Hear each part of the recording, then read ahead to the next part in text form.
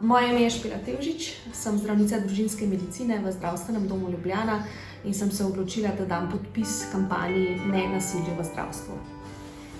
In bom uporabila kar svojo profesionalno kartico. Evo, samo vstavim svojo profesionalno kartico v čitalec. Nato pa odprem spletno stran e-uprave, na kateri bom izvedla svoj podpis. Tukaj smo na e-upravi, bomo samo oddali vlogo. Med temi želenimi načini prijave izberemo potem kvalificirano potrdilo. Potrebno je pač aktivirati vašo profesionalno kartico z PIN-om.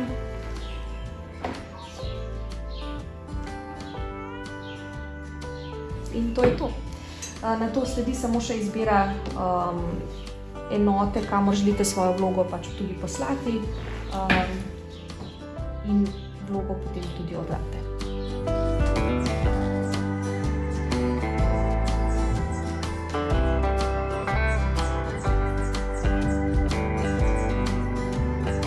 Pri koraku 3 je potrebno vnesiti svoje geslo SIPAS-a za e-podpis dokumenta. Vkolikor SIPAS računa še nimate, ga lahko naredite, preden oddate svojo vlogo. Kar lahko ustvarite tudi svojo profesionalno kartico.